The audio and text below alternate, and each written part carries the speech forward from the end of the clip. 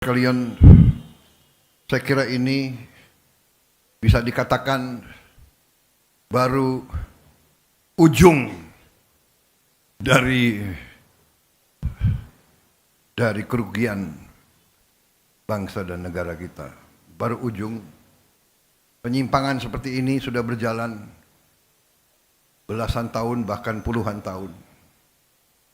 Ini yang saya sebut dilakukan oleh mereka-mereka yang menghanut filosofi dan faham serakah nomics, berani melecehkan, berani menghina negara kesatuan Republik Indonesia, menganggap sepele pemerintah Republik Indonesia, menganggap pejabat-pejabat di tiap eselon bisa dibeli, bisa disogok, sehingga mereka leluasa berbuat sekehendak mereka. Begitu saya menerima mandat, saya sudah bertekad untuk melawan korupsi, melawan perampokan kekayaan negara oleh siapapun, dimanapun. Dan baru 3 bulan saya kira, November, Desember, belum sampai 3 bulan kita sudah keluarkan peraturan Presiden nomor 5. Kita bentuk Satgas, terdiri dari banyak unsur yang bertanggung jawab. Penegak hukum, melaksanakan tugas yang saya berikan. Jangan ragu-ragu, tidak pandang bulu, jangan mau di lobi sini, di lobi sana. Tegakkan peraturan, selamatkan kekayaan negara. Itu tugas saya. Dan saudara-saudara telah melakukan dengan baik, dengan tertib,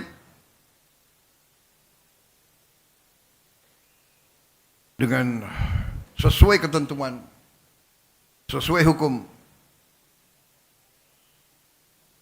Dan hasilnya kita bisa lihat hari ini, sekian triliun. Yang saya katakan baru ujungnya. Sesungguhnya kalau kita pelajari, kerugian kita sangat-sangat besar. Kalau tidak salah, kalau kita teliti dengan baik, mungkin dendanya ratusan triliun harus dibayar. Ada yang bandel, mungkin anggap sepele, ya kita sudah buktikan dan kita akan buktikan bahwa kita tidak main-main. Saudara-saudara sekalian, sebagai contoh, yang 6 triliun aja di sini, ini kalau kita mau renovasi sekolah, 6.000 sekolah bisa kita perbaiki. Kalau kita mau bikin rumah untuk hunian tetap para pengungsi, 100.000 rumah, 6 triliun, 100.000 rumah hunian tetap. Padahal kebutuhannya berapa ya untuk bencana 3 provinsi ini? Ada yang kuasai angkanya, kurang lebih berapa? Mendekati 200.000. Dengan ini saja 100.000 sudah terbayar. Bayangkan berapa korporasi? 22, ini berapa? 20 perusahaan ini. 20 perusahaan. Ya.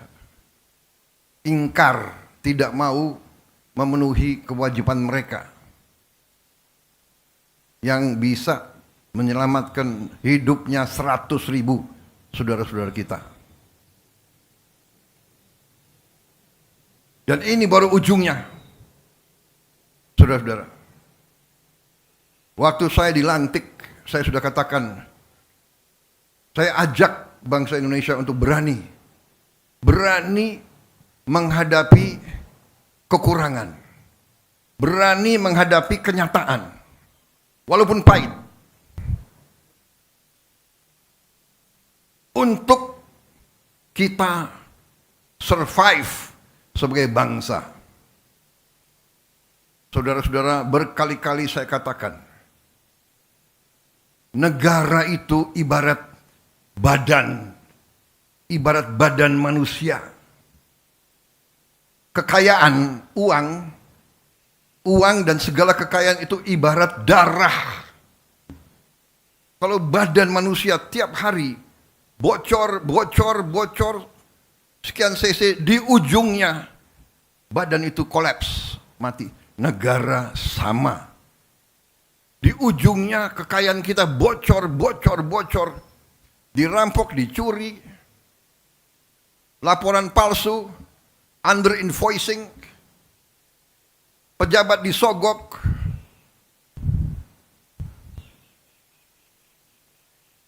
nyelundup keluar, nyelundup ke dalam. Gimana negara bisa bertahan? Ini yang dikehendaki oleh beberapa kekuatan. Kalau saya bicara kekuatan asing, saya diketawain. Saya tidak peduli. Saya dipilih, saya dilantik oleh rakyat Indonesia. Saya akan mati untuk rakyat Indonesia. Bagi saya, mati untuk rakyat, kehormatan bagi saya. Saya terima kasih Satgas PKK, saya bangga dengan kalian yang bekerja. Terima kasih. Saya sampaikan briefing saya kepada mereka. Cobalah, apa yang kita cari di dunia ini sebagai manusia. Saya selalu katakan, gajah mati meninggalkan gading, harimau mati meninggalkan belang. Manusia mati, kita tinggalkan nama. Lebih baik kita nanti dipanggil Tuhan, membela kebenaran, membela rakyat, menyelamatkan masa depan bangsa kita. Kita mulia, kita terhormat. Kita pergi, kita menghadap Yang Maha Kuasa dengan ikhlas. Saudara-saudara. Ya, jadi hari ini saya bahagia. Walaupun perjalanan masih berat, tapi saya punya insting bahwa tahun 2026 kita akan melakukan langkah-langkah yang lebih berani lagi.